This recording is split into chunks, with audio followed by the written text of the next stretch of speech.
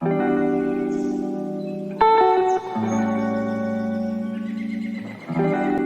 Dear friends, कैसे हैं आप लोग। मुझे उम्मीद है आप सभी लोग बहुत बढ़िया होंगे। तो फ्रेंड्स, आज के ब्लॉग में आप लोगों का बहुत बहुत स्वागत है। और अभी दोपहर का टाइम हो रहा है। मैंने आज दाल चावल बनाए हैं और सुबह बनाए थे मैंने काले चने, जो कि अभी रखे हुए हैं। तो परी ने कहा था कि वो नींबू प्याज के साथ इसको लगा के खाएगी। और जो चावल है वो मैंने माड़ वाले बनाए थे। और अभी सबको मैं खाना सर्व करूँगी। पर ये हो रहा था कि पहले माड़ मैंने निकाल दिया था, क्योंकि परी के पापा को और बच्चों को माड़ बहुत पसंद है। तो जब तक वो माड़ वगैरह पियेंगे तब तक मैं यहाँ पे चटनी बना रही हूँ दो तरीके की।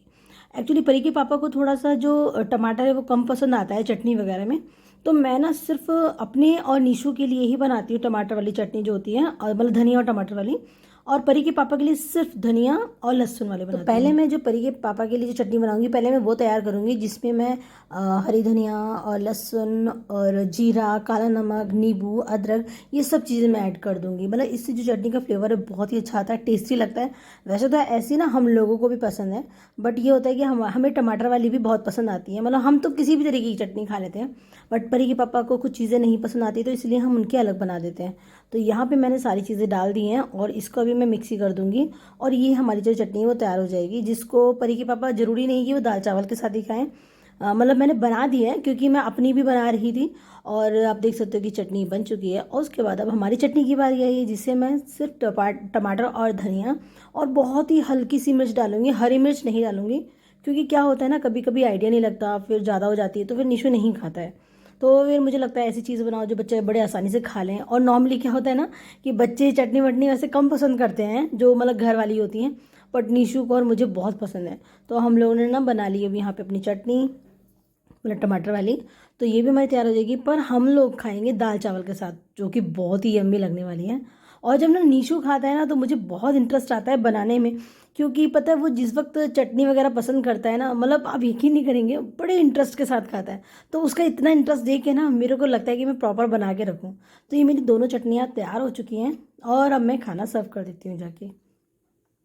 तो परी के पापा ना आज सुबह गाजर भी ले आए थे, ज़्यादा नहीं है। पर ये था कि इसका हलवा बनाना है या सब्जी वगैरह जो भी बनानी है, तो बच्चे ना जो सब्जी के साथ होती है ना, उनको मीठा वाला जो टच होता है वो पसंद नहीं आता। तो इसलिए मैं सब्जी में किसी में भी नहीं ऐड करती हूँ। कभी कभार वही जैसे मैक्रोनी वगैरह इस तरह की कोई चीज़ बनाई तो मैं डाल देती हूँ, वरना सब्जी में इसकी नहीं बनाती हूँ। क्योंकि ये ना परी को पसंद पसंद है, ना नीशू को पसंद है, और ना ही इनको। तो इसलिए ना ये जब भी कभी बनता है तो गाजर का सिर्फ हलवा ही बनता है, या वैसे कच्ची गाजर जो सलाद वगैरह में खाई जा सकती है। तो यहाँ पे मैं जो गाजर है वो छील रही हूँ। वैसे आप लोगों को शायद पता भी होगा कि मेरे हाथ में थोड़ी सी प्रॉब्लम रहती है। परी के पापा मना कर रहे थे कि तुम मत करना, पर पता नहीं क्यों ऐसा लग रहा है जैसे ना मौसम में थोड़ा सा बदलाव आया है। तो गाजर सिर्फ एक ही सुबह ही लाए थे, और हल्की सी शाम होते होते तक ना इसमें एक अलग तरीके की महक सी आने लगी थी। तो फिर मैंने ना शाम के टाइम में ही ये सब छिल के रख ली थी, ताकि ये जब फ्री होंगे तब ये कद्दूकस कर लेंगे। क्योंकि कद्दूकस अगर मैंने किया तो शायद मैं रात पे सो भी ना पाऊँ। मेरे साथ कुछ ऐसी कंडीशन हो जाती है शायद, इसीलिए। तो यहाँ पे मेरी जितनी भी हैं गाजर सब छिल चुकी हैं। तो जिस वक्त बच्चे ना टीवी देख रहे थे, मैंने उसी वक्त पूछा था कि तुम लोग टीवी देख चुके हो, पढ़ने बैठ जाओ। तो परी ने कहा कि मम्मी लाओ मैं गाजर को कद्दूकस कर देती हूँ। तो मुझे लगा इससे अच्छी बात और क्या हो सकती है। तो परी एग्री हो गई थी और उसने कहा कि ठीक है कि मैं कद्दूकस कर लूँगी। तो फिर मैंने कहा कि ऐसा करते हैं कि जब तक तुम कद्दूकस करोगे तब तक तुम ऐसा करो, जो ब्लॉग वगैरह है वो देख सकते हो। क्योंकि इन लोगों का टाइमिंग हो चुका था टीवी का, और अगर मैं वही लगे रहने देती तो इनका इंटरेस्ट ज़्यादा होता। तो इसलिए मैंने फाइनली अपने ब्लॉग चलाते थे। तो निशु को बड़ा मज़ा आ रहा था अपने पुराने ब्लॉग देखने में।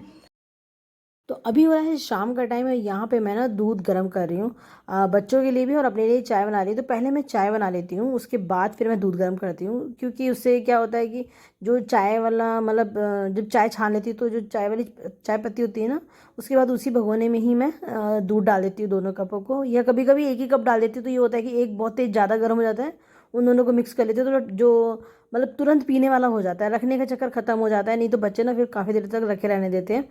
तो सुबह के टाइम पे मैं दोनों को एक साथ बॉईल कर देती हूँ, क्योंकि ये होता है कि थोड़ा सा टाइम रहता है उस वक्त, तब तक वो थोड़ा ठंडा हो जाता है। तो यहाँ पे भी थोड़े से जो पकौड़े अभी आपने देखी, आज मैंने सुबह परी निशु के लंच में रखे थे, प्याज के पकौड़े हैं ये। तो अभी मैं इन्हें गर्म कर लूँगी। अभी मैंने इन बच्चों को बताया नहीं है कि मैंने थोड़े से बचा लिए थे। ये था कि शाम को मैं चाय में दे दूध में दे दूँगी मैं। तो अगर मैं बता देती तो मुझे पूरा यकीन है ना कि वो ख़त्म हो ही जाने थे।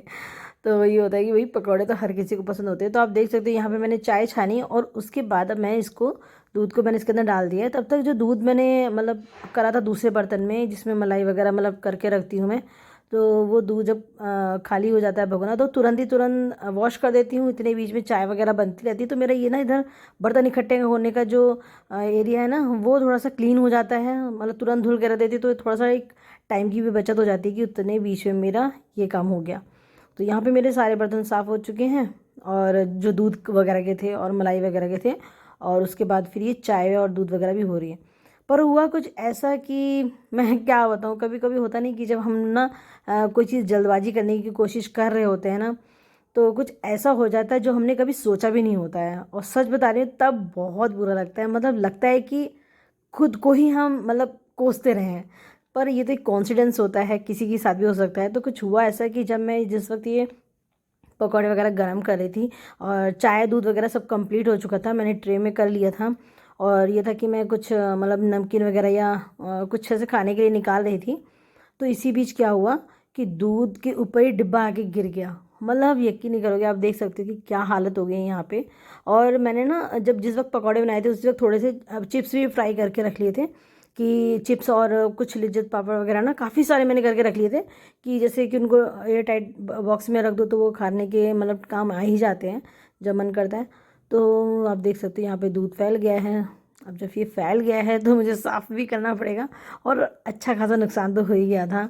और मैं कितना जल्दी जल्दी करने की कोशिश कर रही थी क्योंकि परी और निशु के एग्ज़ाम आने वाले हैं और निशु को भी पढ़ाना भी था। तो मैंने सोचा था कि जल्दी से वो लोग दूध पी लेंगे तो मैं फिर निशु को अपना अलग लेके बैठ जाऊँगी। पर आप देख सकते हो यहाँ पे मेरा काम बढ़ गया है। और दूध जो था ना वो इस कदर फैल चुका था, मतलब ड्रॉर वगैरह में थोड़ा सा चला गया था। और पूरा जो एरिया था इधर कॉर्नर का जो मतलब जो कवर्ड वगैरह जो बने हुए हैं वो वहाँ पे सब दूध दूध की छींटें हो गई थी। तो अगर दूध ज़्यादा देर भी रुक जाता है तो जब वो सड़ता है तो बदबू बहुत मारता है। तो मैं कोशिश कर रही थी कि ऐसा कोई भी कोना ना छोड़ूं जो साफ़ होने से रह जाए, वरना आप समझ सकते हो कि क्या होता है, बदबू ही आती रहती है। तो तभी चाय रखी साइड में और सबसे पहले मैं यही काम करने लगी और मेरे दिमाग में आ रहा था कि क्या करूँ, मतलब गुस्सा सा आ रहा था। पर कोई नहीं, ये सब छोटी छोटी चीज़ें तो होती रहती हैं लाइफ में। तो अभी मैं फ़िलहाल फटाफट से इसको साफ़ कर लेती हूँ।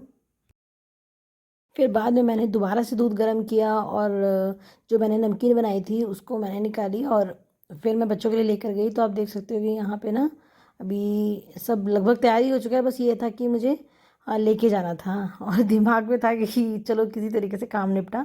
तो मैंने सारा पोंछ वोछ के उसके बाद ही मैं गई थी। मैंने कहा कि एक वरना एक झंझट सा लगा रहता है कि भाई अभी इसको साफ़ भी करना है। तो अभी हो गई है रात और बच्चे अब सोने की तैयारी कर रहे हैं। पर यहाँ पे परी अपनी छुट्टियाँ करवा रही है क्योंकि परी को अब छुट्टियाँ करवाने का बहुत ज़्यादा ही शौक आ गया है। तो रात में रोज़ छुट्टियाँ करवा के सोती कि ताकि बाल बड़े हो जाए, मतलब ऐसा कुछ मैंने ही उसको बताया था और उसके दिमाग में काफ़ी अच्छे से छप गया है। तो अब परी मतलब सुबह स्कूल जब जाती है तब भी 2 छुट्टियाँ मतलब गूँथ के ही बनवा के जाती है। तो मुझे पता है अपना टाइम याद आता है, मैं भी ऐसे मम्मी को ना मतलब कहती रहती थी कि मम्मी मेरी छुट्टियाँ बना दो। तो मम्मी मेरे को एमए तक मेरे को मम्मी ने बना के दी है छुट्टियाँ।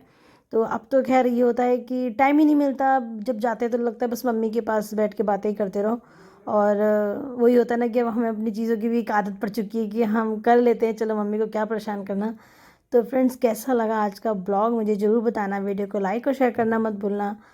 चैनल को सब्सक्राइब करना, आप चैनल पे आए हैं, और प्लीज़ प्लीज़ प्लीज़ कमेंट जरूर करना। और आप देख सकते हो यहाँ पे परी कितनी मस्ती कर रही है ना, उसको कितना मज़ा आ रहा है, डांट भी खा रही है और देखो ये अपनी जॉ लाइन दिखा रही है। तो फ्रेंड्स मिलते हैं नेक्स्ट ब्लॉग में, तब तक के लिए मैं ध्यान रखिए, खुश रहिए, बाय बाय।